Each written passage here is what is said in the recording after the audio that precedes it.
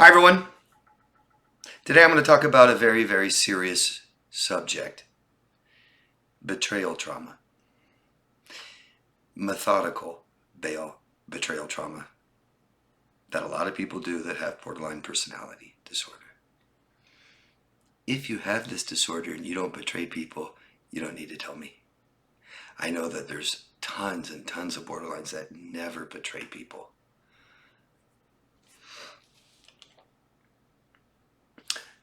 If I need to read the definition, the breaking or violation of a presumptive contract, trust, or confidence that produces moral and psychological conflict within a relationship.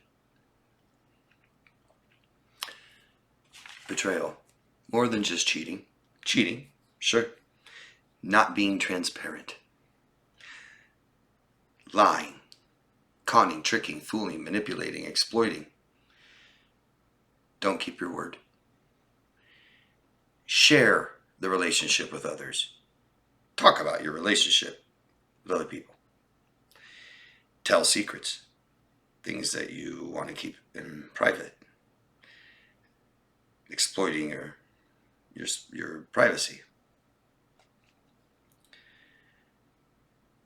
Stealing. Yeah?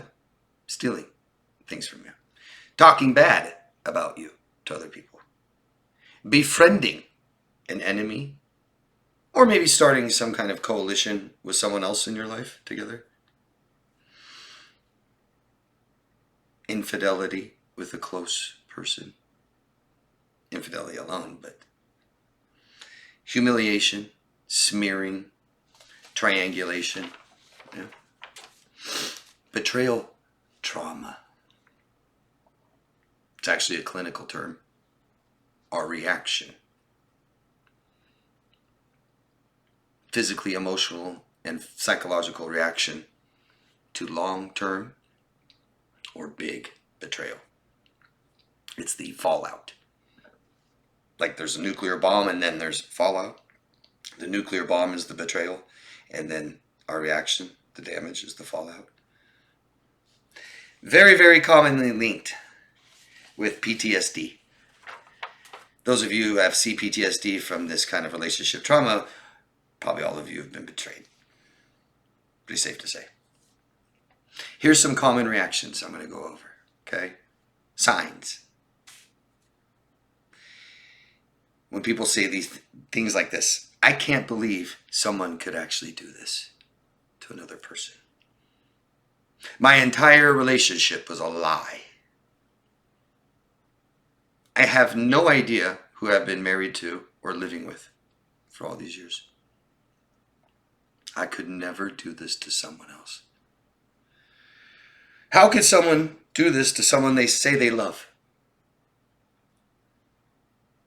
All of it was fake.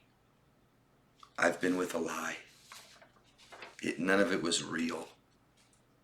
That's what we think, huh? More reactions would be anger. Yeah, angry. Sadness, grief, panic, anxiety, nightmares. We may have nightmares for years. Can't eat. Binge eating. Depression. Soreness in our body. Aches and pains. Sick. Get sick. Tired. Fatigue. May want to take our own life. Sabotage other areas of our life. Our job, our home. May start, abusing drugs and alcohol. We become unstable. We become impulsive. We become violent. Seeking revenge, vengeful thoughts and ideas, feelings, actions. Full of hate, spiteful, resentful, hopeless, helpless. Major trust issues. Yeah. Maybe you can't trust everyone you know now. Definitely new people we meet. May not trust ourselves, our own judgment to protect ourselves. Definitely It lowers our self-respect, self-worth, self-esteem. May make us judgmental. Our brains take over to keep us safe, and now everyone's immoral, everyone's bad. What's happened to the world? People are evil. This damage can continue into new and existing relationships. This damage can continue for the rest of your life. You may never trust another person again. You may sabotage and self-destruct. Nightmares. Rest of your life about someone you haven't seen or talked to in years. We can heal, guys. I just want you to know that. Everyone can heal from this, no matter how bad it is. Because I know it gets bad. I've heard a lot, if not all of it. Methodical betrayal. And the borderline. Evil. Evil. Machiavellianistic. Psychopathic, narcissistic. Dark triad. It's methodical. They are methodical about it. Yeah, borderlines. I know. We think psychopaths or sociopaths would be actually methodical about the betrayal. No, borderlines. It's systematic, arranged, performed, organized, preceding. It's a method to break you down and have complete control over you. That's why. There's cheating, okay? And I'm not going to hate on someone because they have cheated or betrayed someone. We make mistakes. We're human. The relationship is rocky. You haven't seen each other in a while. On vacation. You're drunk. I'm not excusing it. I'm just understanding it.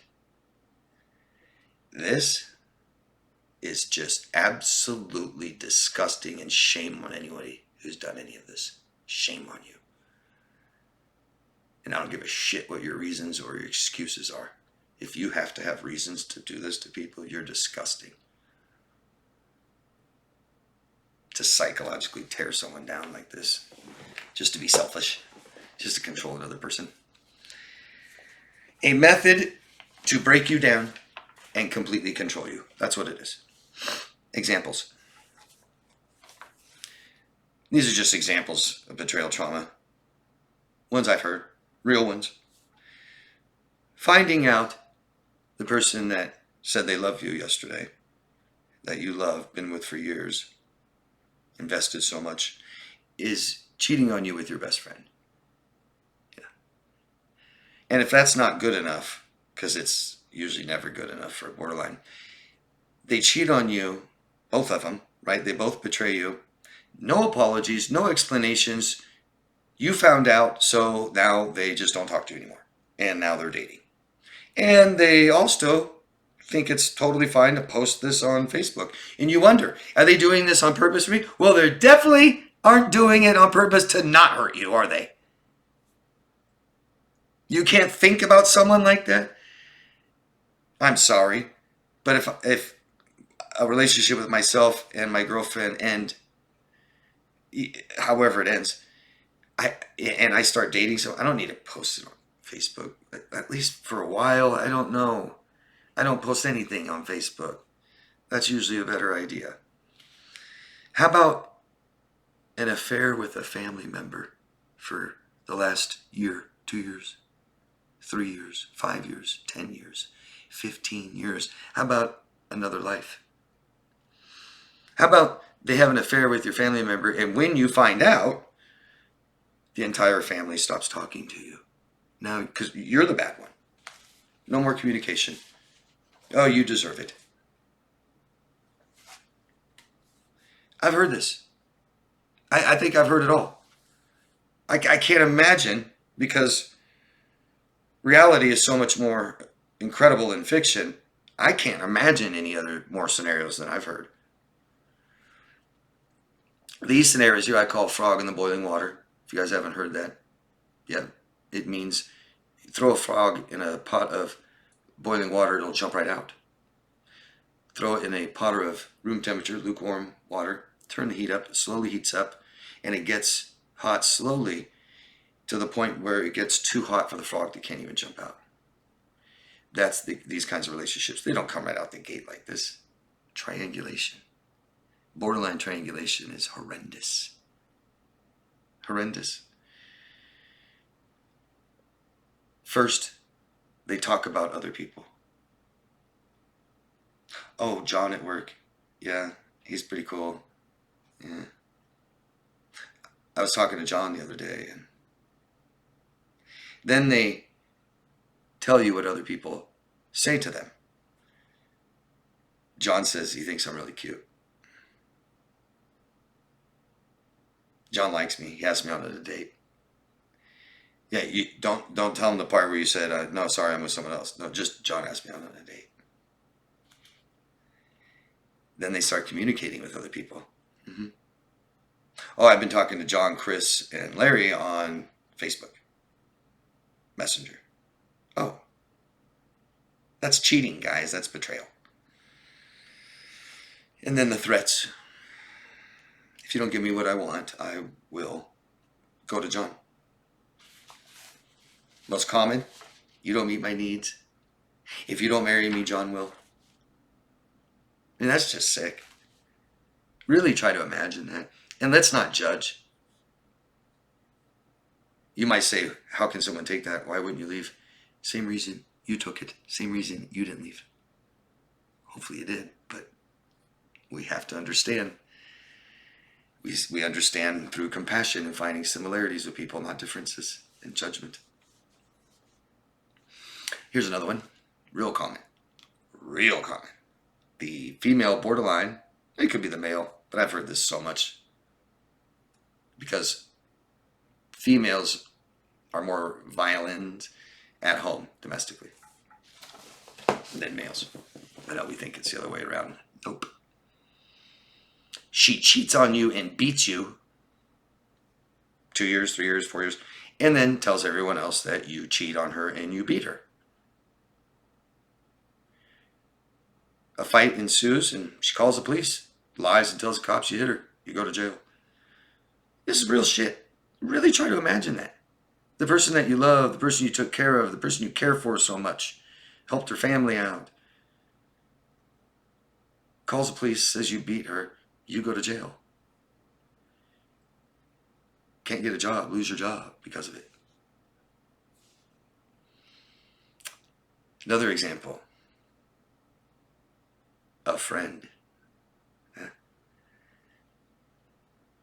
Be real weary of borderlines and their friends. They're so exploitative that every friend has a benefit. That's why they're a friend. Oh, it's an old friend. Oh, it's just a friend. Yeah. Oh, it's my ex, but we're friends now. I'm not saying that that's not possible.